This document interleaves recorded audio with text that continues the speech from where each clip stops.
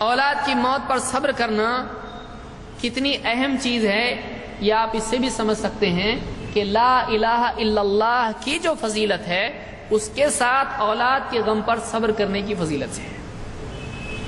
لا الہ الا اللہ کا کیا لیول ہے؟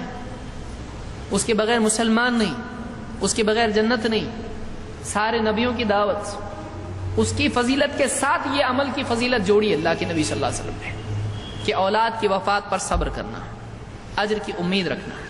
آئیے دیکھیے، آپ صلی اللہ علیہ وسلم فرماتے ہیں خمس بخن بخن، 5 واہ واہ واہ واہ۔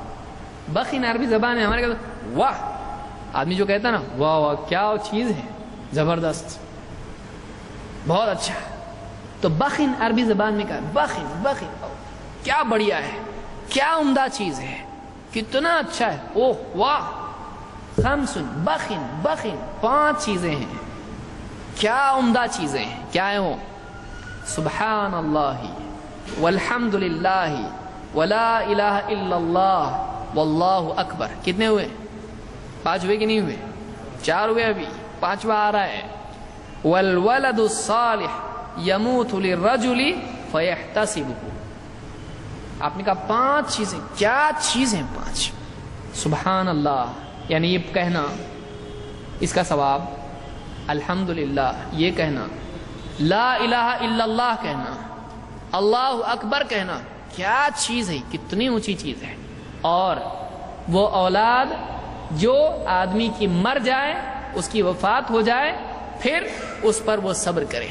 یہاں پر چھوٹا ہو، بڑا ہو، بالغ ہو، نہیں ہو، کچھ نہیں ہے، جس عمر میں بھی جس کی وفات ہوئی ہو اولاد کی۔ والولد الصالح، نیک اولاد ہو، یموت للرجل، کسی آدمی کی اولاد کی وفات ہو جائے، نیک کی وفات ہو جائے، پھر اس پر صبر کرے، پھر اس پر صبر کرے۔ اس چیز کا کیا کہنا، کیا عمدہ چیز ہے، کیسی زبردست نیکی ہے۔ یہ نیکی اتنی اونچی نیکی ہے کہ اس کو لا الہ الا اللہ کہنے کی نیکی کے ساتھ رکھا اللہ کے نبی صلی اللہ علیہ وسلم نے۔ کوئی چھوٹی نیکی ہے، بہت بڑی نیکی ہے، اور جنت میں جانے کا ڈیفینیٹ ذریعہ ہے نا، تو دروازہ کھولیں گے، چلو اندر، ابو کہاں جا رہے، ادھر آؤ، چلو جنت میں، ماں کو لے کے جا رہا جنت میں، اتنی بڑی نیکی ہے۔ تو جہاں ایک طرف غم ہے اولاد کا، وہاں یہ چیز آدمی سوچے گا تو ایک امید بھی رہتی ہے کہ بچہ ڈسٹروائے تو نہیں ہو گیا نا، ہے نا، اللہ نے سنبھال کے رکھا ہے اس کو، باقی ہے وہ، زیرو تو نہیں ہو گیا، غائب تو نہیں ہو گیا، وہ ہے، ادھر نہیں ادھر ہے، وہ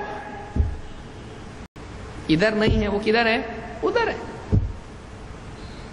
تو یہاں پر یہ ایک اتنی بڑی نیکی، اس حدیث کو امام البزار نے، نسائی، ابن حبان، حاکم اور احمد نے روایت کیا، اور یہ صحیح روایت ہے۔